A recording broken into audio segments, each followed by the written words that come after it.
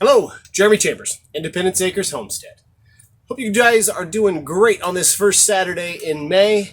And today we're going to be going over potting up our tomato plants.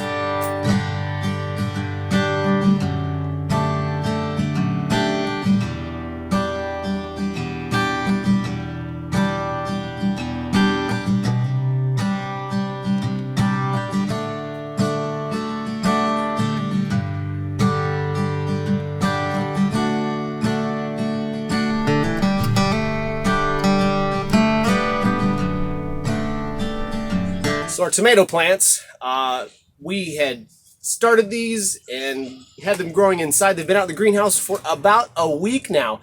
And on average, they're from 4 to 8 inches tall almost. These things have just grown exponentially over the last week here in the greenhouse. But we're getting to an issue where the roots are starting to show on the underside of these starter pots. So now it's time to separate them, and each of them will go into a solo cup here. Now, why am I going up to solo cups? Well, let me just be absolutely honest with you. They're cheap. They are easy to wash and reuse for the next season.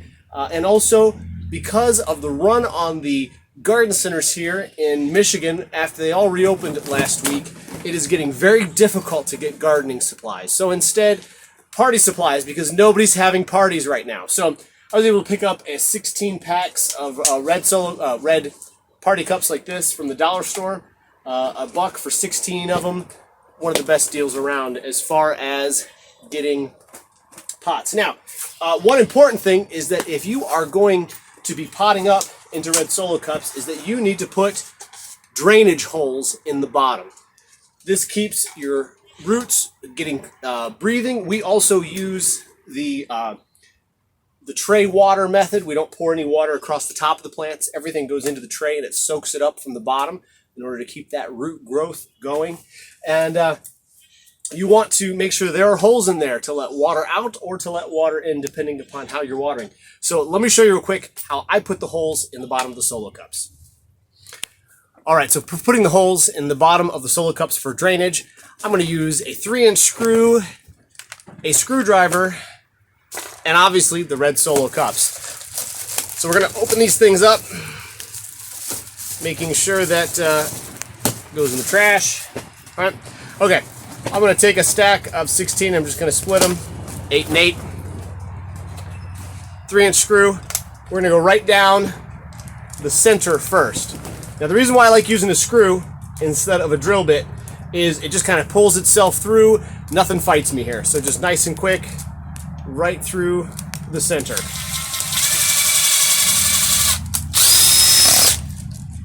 And now I'm going to do 4 more, north, south, east, and west.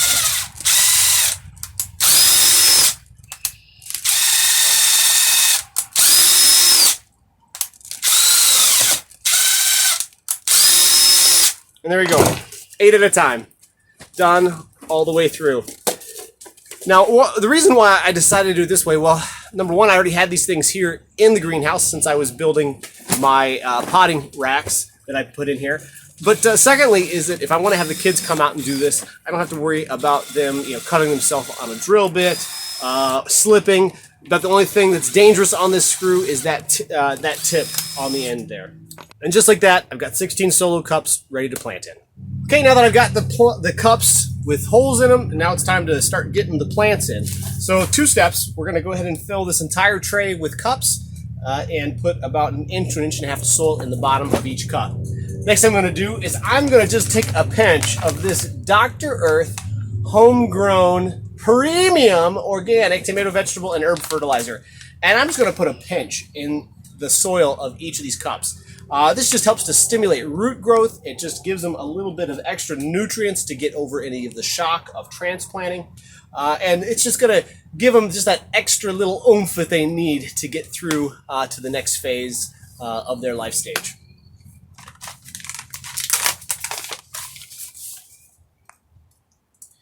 Just a pinch.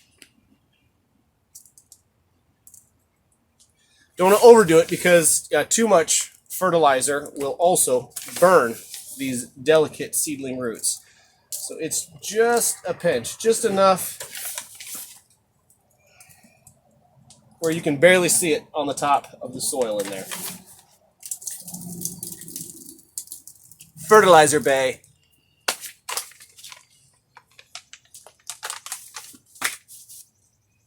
So the tomato plants that we're working on today are going to be the purple bumblebee cherry tomato. We got these from, I believe, M.I. Gardner, next up here in Port Huron. And all right, so the process is pretty simple. We're just going to slide a finger in between these plants here. We're going to flip it over, pull it out. Now you can see we've got a lot of root growth here, but it's not root bound, which is important. You want to make sure you get these transplants done before you get root bound. And then we're just going to gently separate these two. We want to not break too many of those roots. Try to work them apart if we can. You can see that nice webbing of roots there, and it's just going to kind of come apart. Now, these are both slightly larger plants, so we're going to put these in cups that have less soil in them, right up to the first leaf here, and we're going to fill that all of the way up.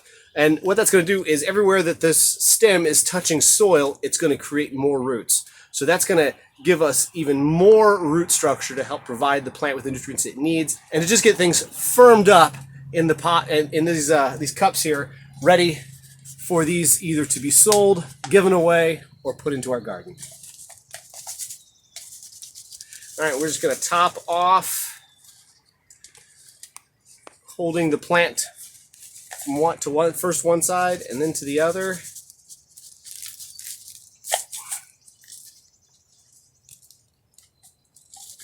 And there we go. We just made an 8-inch plant, about a 5-inch plant.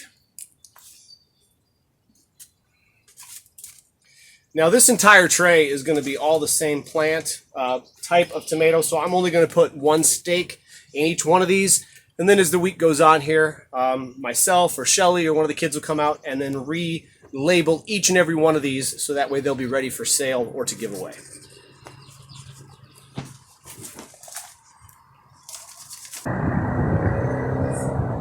The other project we've been working on today was to get these 2 raised beds finished. We had some of this wood that we had splitted out in the forest. We also had a log that had fallen over by the pond, so we decided to cut that log up from the pond and use it as our frame for the raised bed.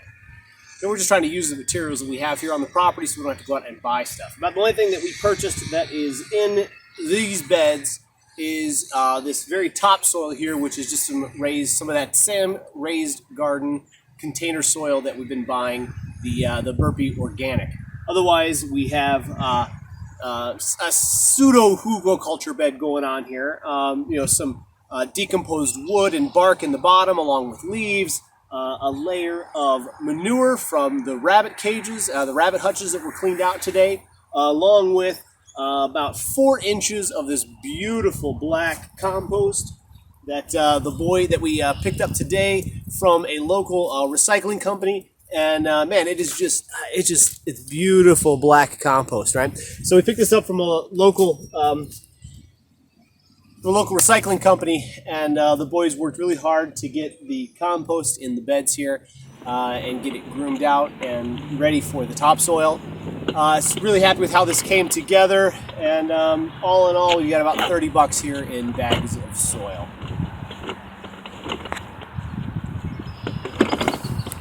Looking good. So for that minimal cost, we were able to add about 48 square feet of additional growing space here in the garden. This is outside of our fenced-in garden area, so I'm a little concerned we might have some issues with the chickens trying to get in here and eat what we've planted. If that happens, I've got some spare fencing lying around we might have to put up around them.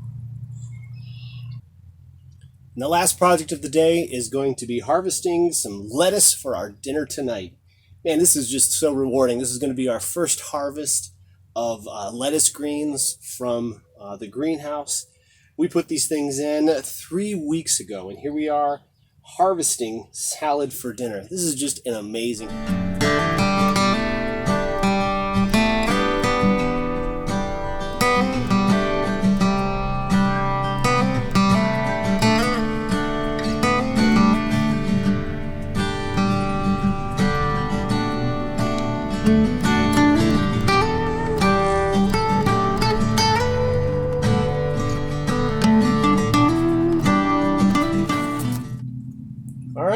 there we go. Salad greens for dinner. This is just the first cutting. I'm just basically trimming off everything along the outside edges. I think it's growing over about 3.5, 4 inches long. Just because we want it to continue to produce leaves. And it's not going to do that if we don't prune off some of the older leaves. If we let the older leaves stay, then it's going to cause those things to bolt and begin to produce seed. So we're just going to keep trimming these down maybe once, twice a week as they grow.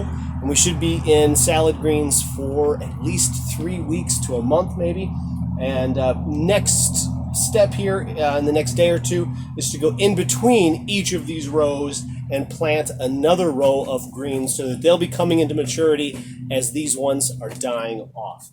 We also did the same thing in the radishes over there. You can see everything looks a little messy, but there are actual rows. So as the old radishes get pulled out, it'll leave room for the new, younger radishes that are in between those rows to grow up and to mature.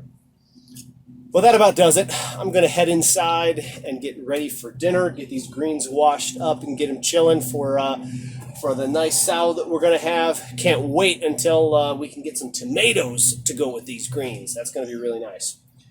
Well, thanks so much for joining. Don't forget to like and subscribe so you don't miss out on the other things that are going on here on the homestead.